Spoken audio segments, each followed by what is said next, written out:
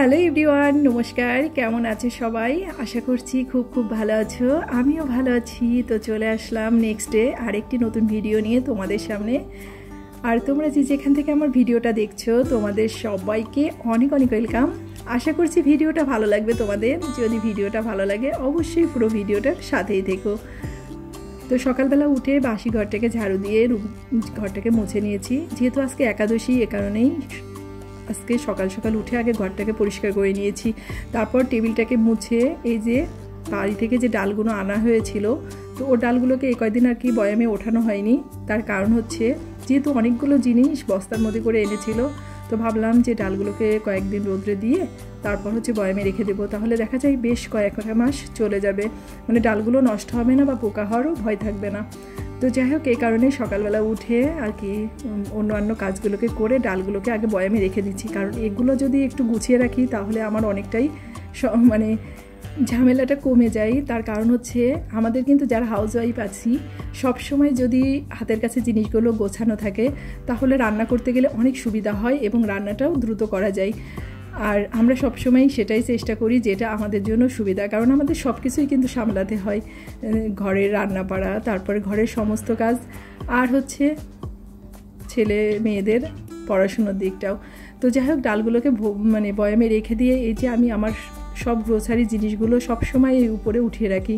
তবে এখানে অনেকটাই উঁচু, তো একটু সমস্যা হয়। তো আমি আগে মইটা দিয়ে তারপর হচ্ছে রেখে দিতাম। এখন যেহেতু টেবিলটা রেখেছি এই সাইডে, তো এই সাইডে এই কারণেই হচ্ছে মইটা এনে আসলে রাখার মতো অবস্থা নেই। তো আমি চেয়ারের পরে উঠে যতটা সম্ভব আর কি রেখে দিলাম।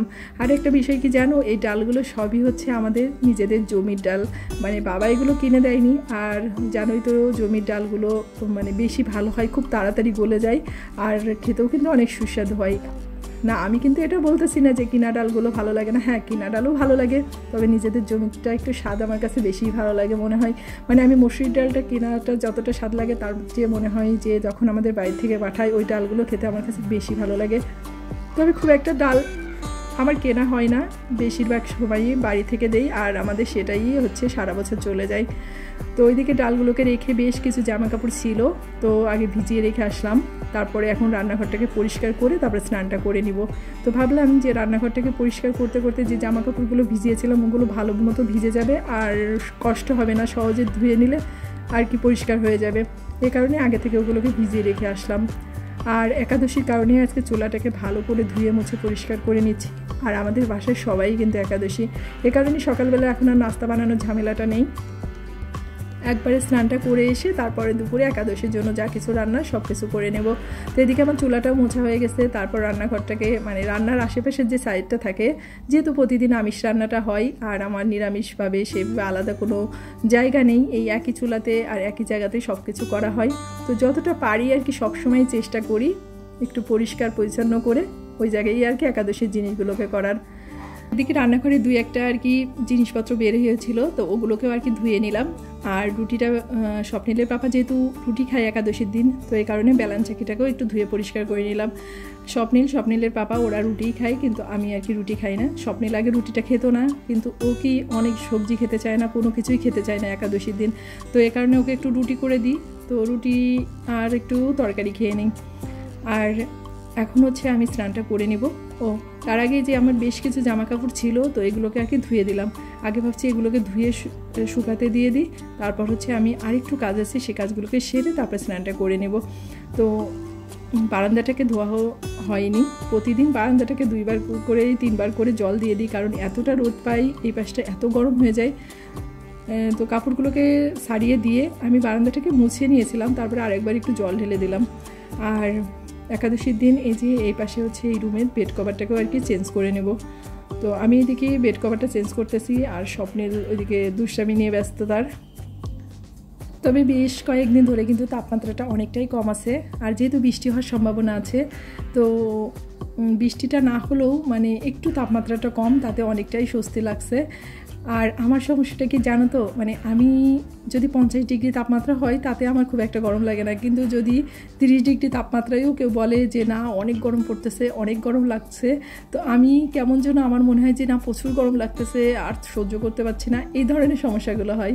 তোমাদের কি এই ধরনের সমস্যাগুলো হয়? আবার কিন্তু এটাই হয়, মানে লোকমুখে শুনে মানে সেই জিনিসটাকে আরও সিরিয়াস পর্যায়ে চলে যায়। তো যাই হোক, আমার বাসায় থাকলে খুব একটা বেশি গরম লাগে না, কিন্তু বাইরে গেলে ওই যে রোদ্রের ভিতরে হেঁটে যাওয়া আসা করা, তো এই কারণেই একটু গরমটা লাগে। তো যাই হোক, সব কিছু সহ্য করার ক্ষমতা যেন ভগবান আমাদেরকে দেন, এই প্রার্থনাই করি। আর এদিকে বিছানার চাদরটাকেও চেঞ্জ করে নিলাম। আর বাসায় বাচ্চা কাচ্চা থাকলে বিছানার চাদরটাকে একটু টাইট করে বিছানার উপরে না পাতলে একটু পরেই আবার দলা মোচড় হয়ে এক জায়গায় চলে আসে। এ কারণে বিছানার দুই সাইডে আর কি তোষকের নিচে বিছানার চাদরটাকে দিয়ে একদম টাইট করে বিছানার চাদরটাকে আর কি পেতে রাখি। তো যাই হোক, বিছানার চাদরটাকে চেঞ্জ করে ওই রুমটাকে পরিষ্কার করে তারপরে আমি স্নানটা করে চলে আসছি। আর এর মধ্যেই স্বপ্নিলের পাপা বেশ কিছু আর কি একাদশীর জন্য আর কি ফল পাঠিয়েছে, তো সবগুলোকে আর কি বেরো করে রেখে দিচ্ছি পলিথিনের থেকে, কারণ যে মানে যেটা গরম আছে তাতে আরও মানে ফলগুলো নষ্ট হয়ে যাওয়ার সম্ভাবনা থাকে। আর ফলগুলোকে এখন ধুয়ে নেব না, যখন আর কি কাটবো তখন ফলগুলোকে ধুয়ে আর কি কেটে নেব। তো ওই দিনকে কোচিং থেকে আসার সময় স্বপ্নিল অনেক বায়না করেছিল জামরুল খাওয়ার জন্য, তো আজকে ওর পাপা আর কি সে কারণেই জামরুলটা নিয়ে এসেছে। আর জামরুলটা কি বলবো, ভীষণই মিষ্টি ছিল। শুধু জামরুল না, তরমুজটাও যেমন মিষ্টি ছিল, বাঙিটাও স্বাদ ছিল। আসলে স্বাদটা কিসের জন্য হয়েছে জানি না, হয়তো বা বৃষ্টি হচ্ছে না, গরমের কারণেই এই ফলগুলো কিন্তু মিষ্টি হয়। আর তার জন্যই আমার মনে হয় এই ফলগুলো প্রত্যেকটা ফলই ভীষণই মিষ্টি ছিল। আমি কখনো ঢাকায় এসে এতটা মিষ্টি জামরুল কখনো খেতে পারিনি। যে হ্যাঁ, যখন খেয়েছি গ্রামে তখন তো ছোটোবেলায় এত পরিমাণে জামরুল গাছে উঠে জামরুল খেয়েছি কি বলবো, মানে কোষ ভরে ভরে জামরুল পেরে নিয়ে আসতাম। তো ওই সময় জামরুলগুলো যতটা স্বাদ লাগতো, আমি ঢাকায় আসার পরে জামরুল কিনেছে কিন্তু আমার ওই ধরনের ভালো লাগে না। মানে গাছের সেরা সেরা জামরুলগুলো, বড় বড় জামরুলগুলো, সেগুলো যে খেতে কী স্বাদ কি বলবো আর সে আর। তো যাই হোক, তবে আজকে জামরুলগুলো বেশ মিষ্টি ছিল। তারপর আমি একাদশীর জন্য যা যা রান্না করবো আর কি একটু সবজি কেটে নিয়েছি। আর তার আগে একটু জিরে টেলে নিলাম, মানে এই সবজিটার ভিতরে একটু ভাজা জিরের গুঁড়ো দেবো, যেহেতু এর ভিতরে আর কোনো মশলা দেওয়া যায় না। তো একটু জিরা, শুকনো মরিচ, তেজপাতা আর একটু আদা ফোড়ন দিয়ে মানে সবজিটাকে রান্না করলে এত ভালো লাগে আমার কাছে একাদশীর দিন। তো এদিকে সবজিগুলোকে কেটে নিয়েছি, এখন সবজিটাকে রান্না করে নিব। আর আজকে আর ওই বাদাম ভাজা বা আলু ভাজা টাজা কিছু করবো না, তার কারণ হচ্ছে বেশ কিছুদিন ধরে যেহেতু আমার একটু গ্যাসের সমস্যাটা হচ্ছে, ওগুলো খেলে দেখা যায় যে গ্যাসের মানে বেড়ে যাওয়ার সম্ভাবনা থাকবে। সে কারণে আজকে পুরোটাই বাদ দিয়ে দিয়েছি ভাজাভুজি করার জিনিস। আজকে এই যে একটু সবজি রান্না করে নিলাম, আর ওই যে ফল এনেছে, তো ওটাই আর কি খেয়ে আজকে একাদশীটা আর কি থাকবো ভেবেছি। আসলে ভাজাভুজি যতটা অ্যাভয়েড করা যায় ততই ভালো, কারণ যে পরিমাণে এবার কষ্টটা পেয়েছি গ্যাসের কারণে, সেটা কি বলবো, আসলে যার এই যন্ত্রণাটা হয় সেই টের পাই। তো এইদিকে তরকারিটা হয়ে গেছে, এখন নামানোর আগে একটু জিরার গুঁড়া করে, মানে জিরার গুঁড়াটা দেবো। তো ওই যে জিরার গুঁড়াটা আগে হচ্ছে জিরাটাকে ভেজে রেখেছিলাম, ওইটাকেই একটু মানে ব্যালেন্স চাকরি করে একটু গুঁড়া করে আর কি দিয়ে দেবো। আর আমি জিরার গুঁড়াটা কখনোই করে রাখি না, আমার কাছে মনে হয় যখন আর কি লাগে তখন করে নিলে সেই ঘ্রাণটা বেশি থাকে জিরার। তো এই কারণে আমার যখন যতটুকু লাগে ততটুকুই আমি আর কি গুঁড়ো করে নিই। তো অনেকেই আছে যে গুঁড়ো করে বয়ামে রেখে দেই, যেমন যখন যতটুকু লাগে তখন ততটুকু ব্যবহার করে।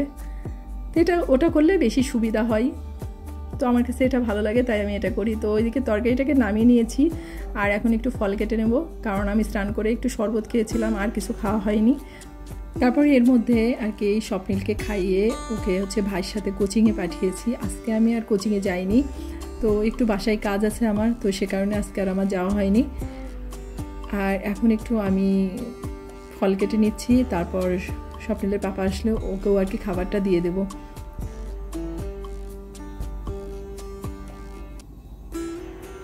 তো সবাই ভালো থেকো, সুস্থ থেকো, আর অবশ্যই সাবধানে থেকো।